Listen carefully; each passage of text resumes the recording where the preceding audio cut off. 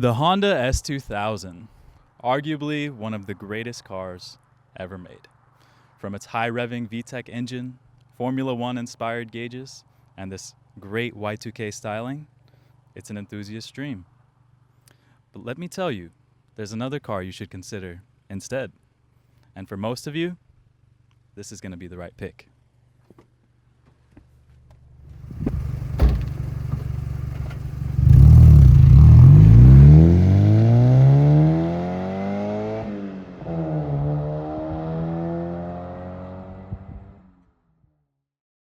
This is a 2015 Mazda Miata. That makes it 15 years newer than the S2000, but also only half the price. So if it's half the price, is it really half the car as the S2000? Let's take a look at some differences, and you tell me. Starting with the Honda S2000's interior, this is a very late 90s, early 2000s interior, which means it's very simple but well put together with high quality materials. Everything is where you think it should be, and it really keeps you focused only on driving. Now, that's great for when you're driving, but as far as creature comforts, there is no storage in this car, no cup holders, no glove box, not any options for things like Bluetooth or heated seats. And because of the design of the Hideaway audio system, you will have to keep it stock or do a smaller unit like this. For the Miata, honestly, it still kind of has that old school feel. It's still pretty simple for its age, definitely with a little more going on than the S2000, with things, for example, like this center stack audio system with buttons that don't really do anything anymore. As far as materials, the S2000 is definitely better here. But this is a cheaper car and it comes with a lot more storage. You have modular storage here. You can add or remove cup holders, much more space behind you, and a full-size glove box. You could also have things like heated seats, Bluetooth, and leather. I think a lot of people underestimate the space in tiny cars like this or panic thinking they won't have enough space. The S2000 has a little bit more than the Miata and a spare tire, which the Miata does not. But neither of us have had any issues with running out of space in the trunk. Just for fun, let's see if I can fit.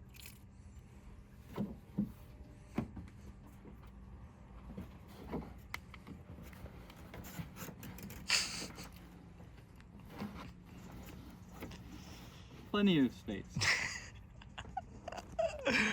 Bro, this looks so silly. This doesn't even look... We're good. One area I think the Miata definitely has an edge is the top. Push this button to release. That's it.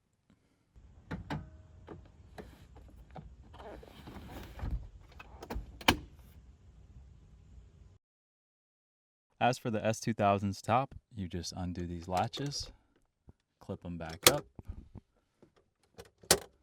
and then you've got a power top the rest of the way. As far as power tops go, pretty quick. Same thing going up. All power. Then we go ahead and clip these back in. We're going to do them at the same time. There you go. Not too bad, but it's no Miata soft top. As far as the exterior looks, these cars kind of look how they make you feel. The S2000 is very serious, while the Miata is more playful and happy. I mean, just look at that big smile. Miata is much more rounded and soft, while the S2000 is aggressive and focused. Overall, I would say the S2000 is more cool looking, especially to those who know what it is, but the Miata is more charming and gets a lot of looks from all types of people. All right, this is Jess. Great guy, just pulled up, was taking a look at the cars. Not too familiar. I just want to know, in your opinion, if you could pick one of these right now, what are you taking? I have to go with the Honda low-key, bro. I would agree. Now the engines are where these cars really start to differ, from the Honda's VTEC motor that's front midship and revs all the way out to 9,000 RPM. That is truly a special engine that you cannot really find anywhere else. As for the Miata's 2-liter engine, it does sit far back as well, though quite not midship, revs out to 7,500 RPM, and honestly, because of its lower power, you get to use it a little bit more. So, they have their differences, but when it comes down to it, I think they might be more similar. They're both rear-wheel drive, both convertibles, both have a manual transmission, and you can get both of them in red. It's time to talk about what really matters, the drive. Start up the Miata. Not stock, by the way.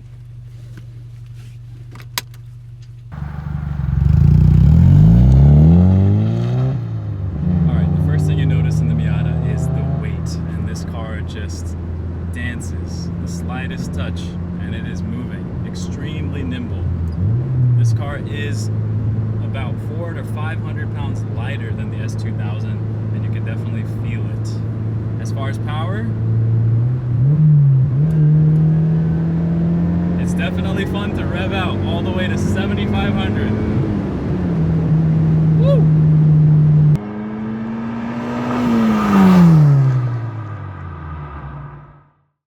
As far as suspension, this car is completely stock, very soft, lots of body roll. But for a daily driver or something that you're going to take on long trips, because of that, it's very comfortable. No complaints. One of the first things you notice when you drive any manual car, but particularly a Miata, is the great shifter feel. The clutch and shifter action together feel very easy, friendly, and you know exactly what gear you're in all the time. It's just a pleasure to shift, and the car is geared so closely that you're shifting all the time. Another edge the Miata has over the S2000 is you can do this. And we're gone.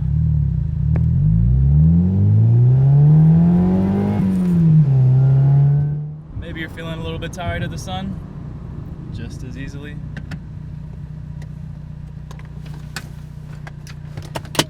Back on.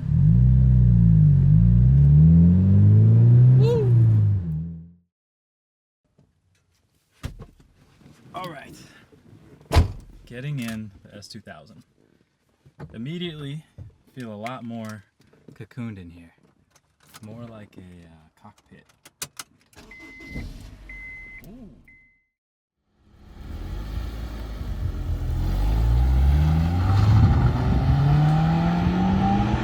Alright, first thing I notice in the S2000. One, the car feels way more planted, like I'm not gonna get blown away, which you sometimes feel like in the Miata.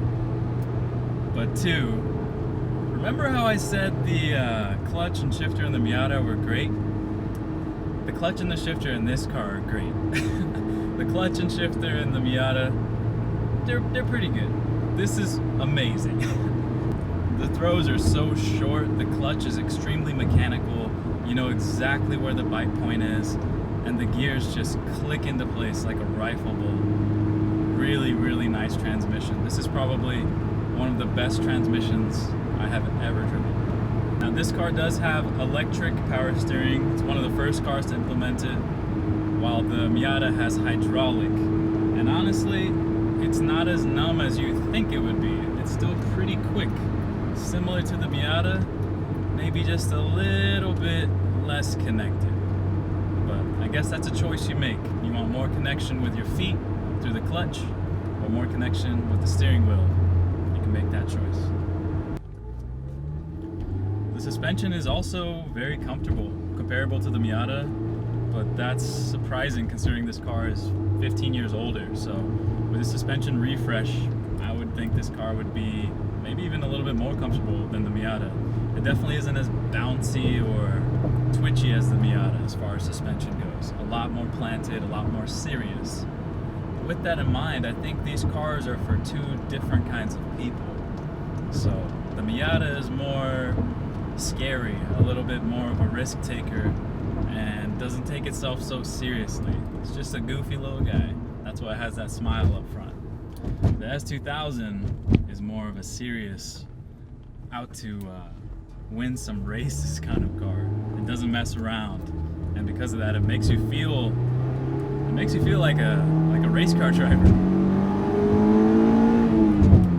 That's how I feel. I feel like an F1 driver in this thing. But let's get to what everybody really praises about this car, which is the engine. It's a 4-cylinder, yes, but it revs to 9,000 RPM. Let's see what that sounds like and feels like. Yo!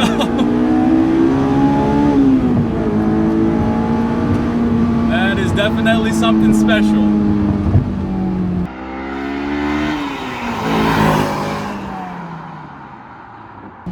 The fact that Honda was able to make so much power out of this, what is it, a 2-liter? 2-liter with 240 horsepower. I'm pretty sure that is still incredibly impressive even to this day. I don't think there's any 4-cylinders out there naturally aspirated making that kind of power. And this was in 2001. One thing I will say about the S2000, cruising along, totally comfortable and fine, but if you really want to get the most out of this car, you've got to be in VTEC. This car just is happiest at 6,000 RPM and beyond. Similar for the Miata. The Miata wakes up at around 4,000. This car wakes up at around 6,000 RPM, all the way to 9, which is unheard of. With that, I do think the Miata is probably a little bit more usable in city streets. You can wind it out. This car, I feel like you'd want just a little bit more space to really rev out all the way to that 9,000 RPM. I wouldn't really be zipping around town on this car like I do in the Miata. Again, this car is really set up for a nice canyon road or something a little more open. This is one of those rare cars like the Miata that was built from the ground up. It's not like an M3 that's based on a 3 Series or even the Type R, which is based on the Civic. The S2000 and the Miata both are just on their own, which is really hard to find and what makes both of them special, honestly. But again, they're different. It's not that this car doesn't handle well. It handles incredibly well. And for those of you who don't know, it's a front mid-engine car, meaning that the motor is behind the front axle, giving you really, really good weight balance, and the car just feels perfect as it's turning. With that being said, they're different. This car handles focused. It's taking that apex, hitting the lines perfectly, while the Miata's kind of about missing the line completely and then laughing about it. So again, I think these cars really show your personality. If you're serious and focused, you want to be the fastest, or you just want a car that's really well set up, the S2000 is really, really hard to beat. But if you want a car that you can make your own, that's just light and easy to throw around, then the Miata is going to be the pick for you. If you pick either of these cars, you made a great choice. But let's talk about why I think most of you will probably choose the Miata.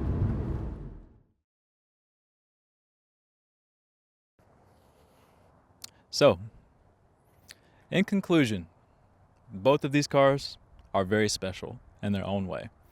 The S2000 is special because it's rare, it's older, unique, but that comes with its costs. With that in mind, this car is a 10 out of 10 for the right person who's willing to compromise with that. That person is just a small percentage of car enthusiasts, in my opinion. The Miata, on the other hand, is an 8 out of 10 for everybody, but it costs a lot less, is much more modern, and you can throw that extra money you save into mods, which really can turn it into a 10 out of 10. If you want this car, you already knew that. If this is your dream car, it's one of the best cars you can get in the Roadster platform. Otherwise, if you want a fun, reliable, modern, affordable, moddable car that smiles every time it sees you, get a Miata and don't look back.